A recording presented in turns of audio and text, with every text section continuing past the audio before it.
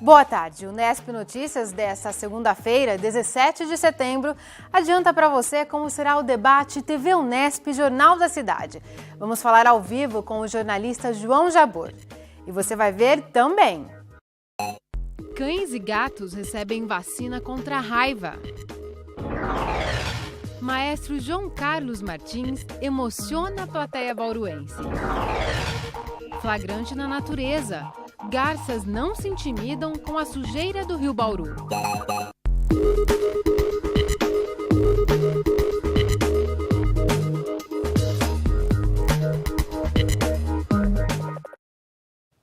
Domingo foi dia dos donos levarem cães e gatos para vacinar os animais contra a raiva. Veja na reportagem de Catiúcia Reis.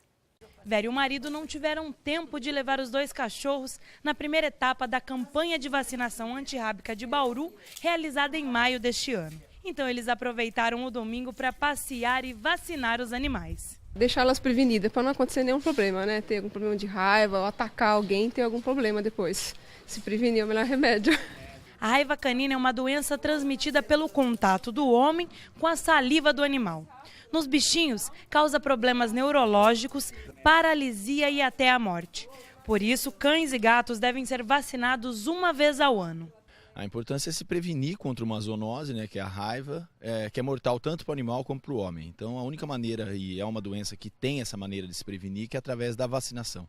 Então, na verdade, é um instrumento preventivo para que a gente evite realmente que os animais contraiam essa doença e posteriormente transmitam para o ser humano. No dia em que o animal é vacinado, ele pode ter febre e ficar um pouco mais quietinho. Mas essas são reações normais e já passam no dia seguinte. Então, não precisa ter medo de imunizar seu animal. A vacina é uma proteção e é um mito que ela pode matar. Existe realmente esse mito, mas muitas das vezes esses animais acabam adoecendo por já ter uma doença de base, já ter alguma doença incubada. E quando recebe um imunobiológico, como o organismo é desafiado, ele acaba desenvolvendo essa doença. Se o seu bichinho ainda não foi vacinado, você vai ter mais uma chance no próximo domingo, das 9 da manhã às 5 da tarde. O endereço dos postos de vacinação você encontra no site da Prefeitura de Bauru. Mesmo com a poluição no Rio Bauru, a região da Avenida Nuno de Assis recebe visitantes ilustres, um bando de garças. São verdadeiras sobreviventes, num lugar onde a natureza é tão degradada. A Avenida Nuno de Assis é uma das mais importantes vias da cidade. Em alguns momentos do dia, quem olha para o Rio Bauru pode se surpreender. Geralmente aparecem as garças aqui no rio, aqui na beirada do rio aqui, e lá na quadra 1, lá da frente, no final da Nuno de Assis aqui, geralmente. Elas ficam aqui no final de tarde ou então na parte da manhã, geralmente elas ficam aqui passeando aqui, ó, no rio, dentro do rio. João Paulo é vendedor de uma loja na Nuno de Assis há 10 anos. Ele gosta das garças que visitam com frequência a área. Dá uma mudada na paisagem aqui, né? Geralmente só fica na frente do rio aqui, só vê carro passando, só carro e moto, só. Já aparece uns pássaros dele, a gente fica observando, todo mundo da loja sai, vem ver, elas ficam ali. As garças estão em busca de alimento. No Rio Bauru, elas conseguem encontrar pequenos lambaris. Esses peixes conseguem sobreviver, mesmo com o esgoto de indústrias e residências da cidade. Todos os dias, a quantidade de esgoto que é despejada aqui no Rio Bauru seria suficiente para encher uma piscina olímpica a cada 40 minutos. É difícil acreditar, mas mesmo com essa quantidade de poluentes, o rio ainda atrai vida. Onde há água, há vida. E onde há vida, há uma série de características interligadas de plantas e animais. Em consequência disso, elas se agrupam, né, e numa cadeia alimentar.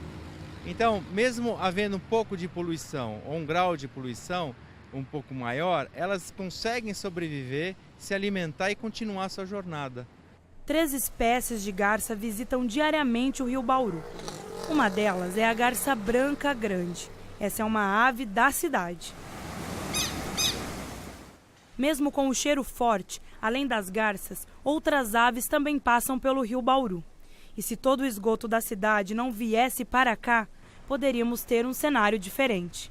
Particularmente, teria uma fauna mais especial, né, não só de aves, como outros animais também. E a gente poderia até pescar nesse rio, né, como foi antigamente.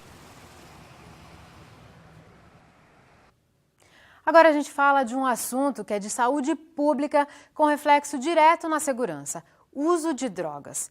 Um estudo da Universidade Federal de São Paulo, divulgado neste mês, aponta que o Brasil é o maior mercado de crack do mundo e o segundo em consumo de cocaína. Mais de 5 milhões de adultos já usaram cocaína pelo menos uma vez na vida, enquanto quase 2 milhões já experimentaram crack. O podcast Unesp de hoje comenta esse estudo. Podcast Unesp. Em termos de porcentagem de usuários, o Brasil está em 12º lugar no mundo. Entretanto, pelo tamanho da sua população, ele se torna o maior usuário do mundo.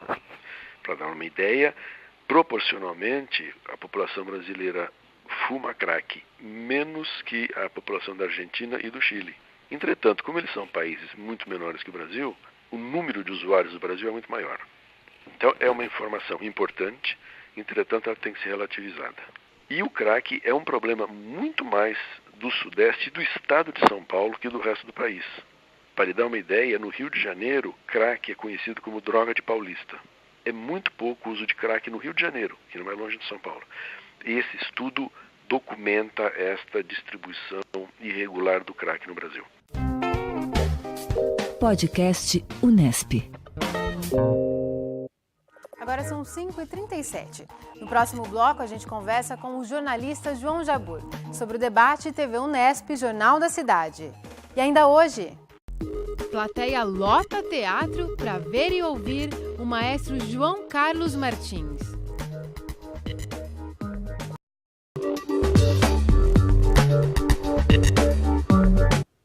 No próximo sábado, a TV Unesp e o Jornal da Cidade realizam um debate com os 4 candidatos à Prefeitura de Bauru. Para adiantar como será esse encontro, a gente recebe o gerente de produtos editoriais do Jornal da Cidade, o jornalista João Jabbour. Jabbour, muito obrigada por sua presença. Muito obrigado, eu que agradeço a oportunidade. E o Jabbour será o mediador do debate. Jabbour, de que forma um debate ele contribui com o processo eleitoral? Olha, o debate, apesar de ser uma comunicação até certo ponto truncada, ele é o maior garantidor da transparência em uma campanha eleitoral. Porque se dependemos apenas da propaganda oficial dos candidatos, aquela do horário gratuito do rádio e TV, mais aquilo que é impresso, distribuído na rua, certamente nós não temos um diálogo, pelo menos verossímil, que se aproxime um pouco da realidade. Então o debate vem para oferecer essa transparência que um processo eleitoral tanto precisa. E de onde surgiu essa ideia dessa parceria do Jornal da Cidade com a TV Unesp? Olha, surgiu, eu acho que a partir do momento que a TV foi inaugurada, viu? Porque quando nós vimos esse espaço público de comunicação começar as suas atividades, sempre o fitamos como um local onde as ideias devessem fluir, onde tudo fosse colocado mais às claras, sem nenhum tipo de tendência, enfim, sem nenhum tipo de direcionamento para A ou para B. Então, agora com o processo eleitoral, numa conversa certo dia, lá com o Ricardo Poletini, nós entramos no assunto meio que sem querer. E a ideia tomou corpo. Editor-chefe do jornalismo? Exato, o Ricardo Poletini é aqui, né, o editor de vocês. E a conversa tomou corpo, Ana Silvia, a diretora da TV, abraçou a ideia e nosso diretor Renato Zaiden também, e está aí, consumado, aguardando aí a contagem regressiva. E você pode adiantar um pouquinho para a gente como vai ser o formato desse debate? São 6 blocos, candidatos falando, jornalistas perguntando, população perguntando e eles perguntando entre si. E o detalhe, né, o pulo do gato desse nosso encontro, a gente pensou muito nisso, para diferenciar um pouco dos demais que tem havido por aí, é o fato de haver uma espécie de checagem a partir de cada fala, de cada informação emitida pelos candidatos. Os candidatos vão comentar respostas dos outros candidatos, os jornalistas também, então vai haver uma checagem geral das informações que são transmitidas, para evitar certos sofismas, para evitar algumas meias-verdades que, às vezes, a tentação é grande e o candidato acaba deixando escapar, né? Ah, e vai ser um tempero a mais também, né? É um tempero a mais, porque pode acontecer aquilo que as pessoas, às vezes, têm de expectativa de um debate, que ele esquente. Quer dizer, esquentar ou não, isso é o de menos, não é?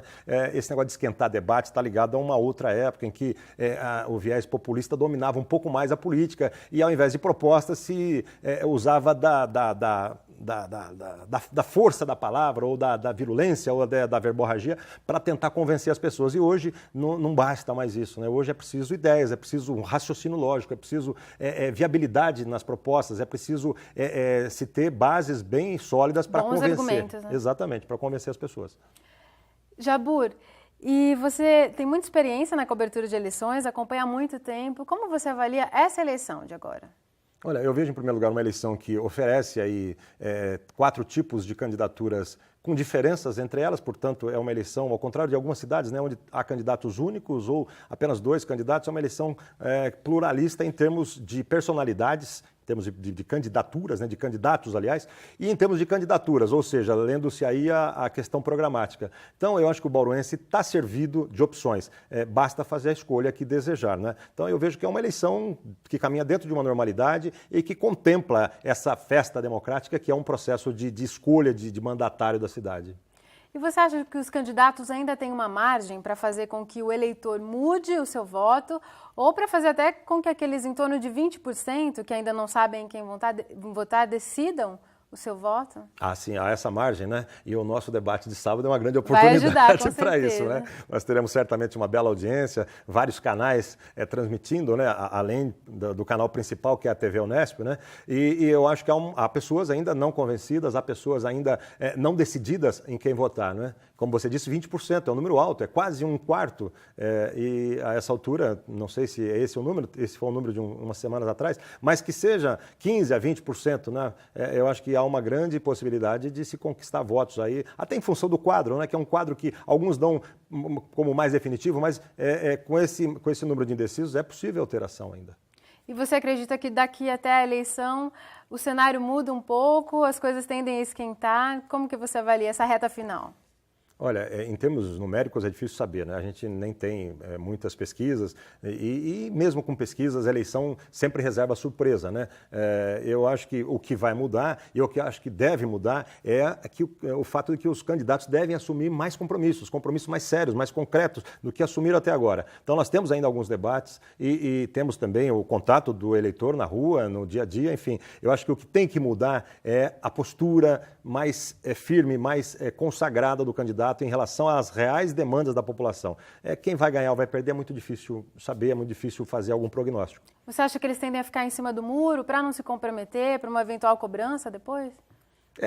Sempre há essa tentação, né? Porque há assuntos espinhosos e os problemas, as crises em geral são espinhosas, são delicadas e elas acabam tirando votos. Você não consegue agradar todos ao mesmo tempo, né? Você, quando precisa fazer uma obra, você não tem dinheiro para todas elas. Então você tira de um lugar para pôr em outro. E isso o candidato não gosta de ficar explicitando muito, ou alguns nem sabem como fazer também. Mas, de qualquer forma, essa dissimulação a que você refere sempre ocorre. É uma grande tentação que o candidato tem. Por isso que eu disse no início, né? Você perguntou, os debates servem para checar essas contradições que são inerentes, que vêm no bojo das candidaturas. Se as candidaturas forem até o fim sem serem importunadas, entre aspas, a tendência de darmos um cheque em branco a um prefeito aumenta muito, e isso é ruim, né? É perigoso para a cidade. Jabbour, muito obrigada, então. Muito obrigado e que tenhamos um bom debate no próximo sábado. Com certeza teremos. Então não perca, vai ser mais uma ótima oportunidade, como falamos, para você decidir em quem votar e o voto de forma consciente. O debate Jornal da Cidade, TV Unesp, vai ser sábado às 10 horas da noite. Vamos ver então como está a agenda dos candidatos à Prefeitura de Bauru? Rodrigo Agostinho, do PMDB, participa hoje às 7h30 da noite de um bate-papo na ASENAG. Amanhã, o candidato participa de uma entrevista às 9 da manhã no Colégio São Francisco. Às 11h30 da manhã, ele também concede entrevista ao vivo à Rádio Unesp. Durante a tarde e à noite, Rodrigo participa de reuniões com candidatos a vereador em bairros da cidade. Clodoaldo Gazeta, do PV, faz uma reunião com apoiadores hoje às 8 da noite na Vila Santista. Amanhã, Gazeta visita empresas da cidade às 9 da manhã. Às 11h30, ele concede entrevista à TV Tem. À tarde, o candidato visita o Parque Jaraguá e grava programa eleitoral para a televisão. À noite, ele participa de uma entrevista na ASENAG e se reúne com apoiadores no bairro Santa de Virges. Chiara Ranieri, do Democratas, visita hoje às 19h o projeto social Bushido. A candidata não divulgou compromissos para esta terça-feira. Paulo Martins, do PSTU, não divulgou a agenda de campanha.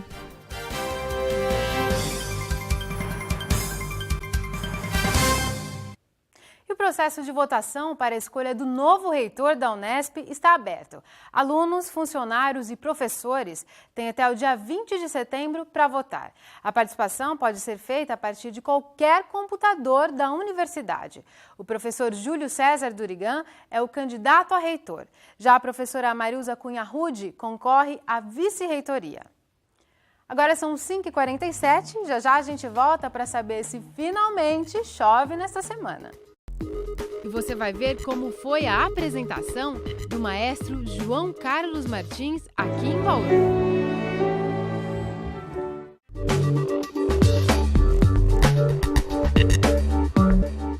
Começa hoje a Semana Nacional do Trânsito. Aqui em Bauru, 2 cursos de direção defensiva serão oferecidos à comunidade.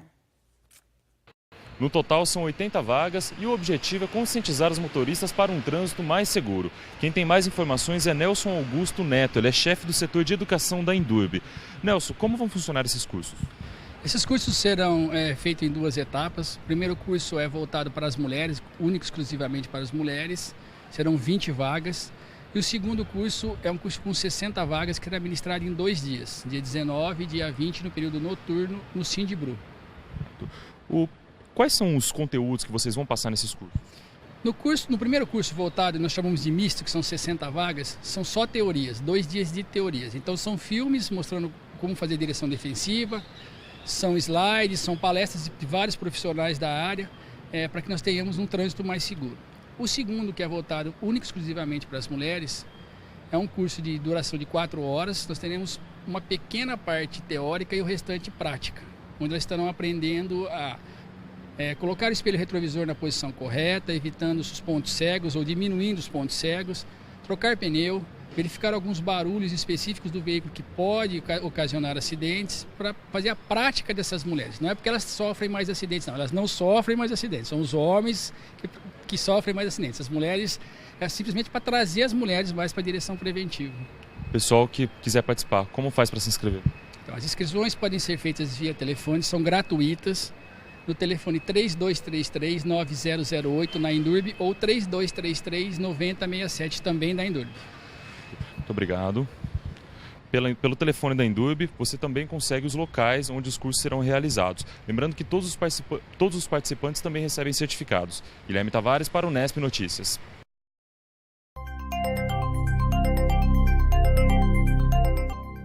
A pergunta que não sai das rodinhas de conversa em Bauru é, afinal, quando vai chover? É ou não é? Já passamos de 2 meses de estiagem, mas a meteorologista Rita Cerqueira Lopes traz novidades. A nebulosidade já aumentou um pouco sobre o estado, devido a uma região de baixa pressão que está posicionada sobre São Paulo, mas na quarta-feira tem a previsão de uma entrada de uma frente fria e com isso aumenta mais a nebulosidade e já tem previsão de chuvas em pontos isolados do estado. E essa condição deve se permanecer por quinta e sexta-feira e até o sábado. No domingo o tempo já melhora. Não deve ter grande queda da temperatura porque não está prevista nenhuma entrada de nenhuma massa de ar mais intensa. Mas devido à formação da nebulosidade e à ocorrência de chuva, a temperatura vai cair um pouco, mas em torno de, aqui agora está em torno dos 35 graus no período da tarde, em várias regiões, vai para 30 graus. Então não é uma queda muito acentuada. E principalmente a umidade, né, vai melhorar muito aqui. Mesmo que em municípios que não ocorra a chuva, a umidade vai melhorar. O tempo permanece firme nesta segunda-feira no estado de São Paulo. Até a chegada de uma frente fria na quarta, nada deve mudar. Em Bauru, nesse início de semana, o clima continua quente e a umidade do ar baixa. Agora está em 26%. Os ventos sopram fracos a 5 km por hora. A temperatura mais quente hoje foi de 35 graus. Amanhã pode chegar a 38 em Bauru. Em Agudos e em Piratininga, a máxima fica em 37 graus. A noite de sexta-feira foi especial para cerca de 450 bauruenses, que lotaram o Teatro Municipal para assistir ao prestigiado maestro João Carlos Martins. Ele comandou o concerto da Filarmônica Baquiana do SESI São Paulo. Os ingressos foram distribuídos de graça na própria sexta-feira e se esgotaram em menos de 15 minutos. À noite, uma fila se formou na porta do Teatro Municipal de Bauru. Todos queriam conhecer o trabalho de um dos mais importantes músicos do país, o maestro João Carlos Martins. Estar aqui em Bauru. Vale a pena ter ficado na fila esperando para conseguir um convite, ficar aqui esperando alguns minutos? Vale a pena, sim, para assistir uma apresentação bonita como vai ser. Vale a pena. É uma oportunidade única. É uma coisa maravilhosa ver esse homem. A vida do maestro é marcada pela superação.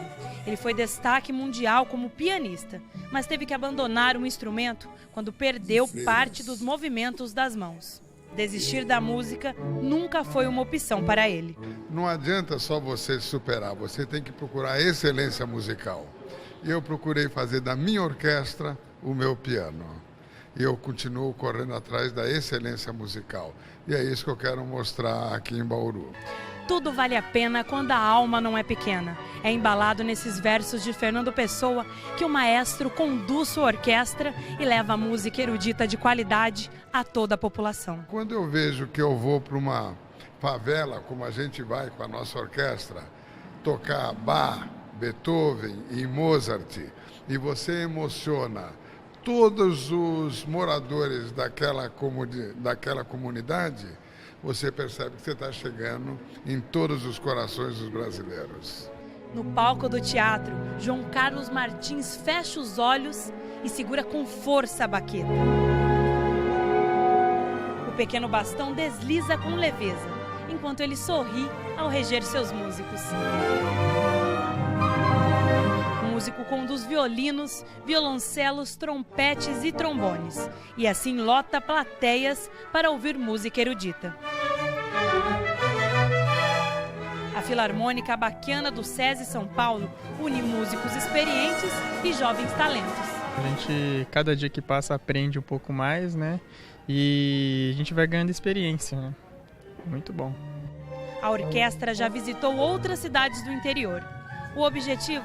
Levar música clássica a públicos de todas as idades e classes sociais. A gente vê que muitas pessoas não têm acesso à música clássica. Então, quando a gente vem no interior, tem pessoas que nunca nem viram um violino e ficam fascinadas. Então, eu acho que essa que é a importância, né? Realmente a divulgação da música clássica e ver que isso é acessível, que é uma coisa grátis, né? Às vezes bem baratinha, que as pessoas têm essa ilusão, né? Que tem que ser super bem vestido, que a gente não tem acesso, mas tem acesso sim. Eu acho que essa nossa vinda mostra isso para a população. João Carlos Martins rege também o público, que cantou ao som da orquestra e se emocionou. Não tem como descrever, não tem. Sinto assim uma emoção muito grande em ver tudo isso, esse espetáculo. A Filarmônica mostra por onde passa que a música vence. E a persistência de João Carlos Martins não tem limites. Mesmo com dificuldades, ainda faz questão de sentar ao piano. A noite de sexta-feira foi um espetáculo de superação. Acho que a mensagem é que a música ela pode superar tudo, né? Que exemplo, não? O Unesp Notícias fica por aqui, mas amanhã a gente está de volta à sua espera às 5h30 da tarde. Até lá!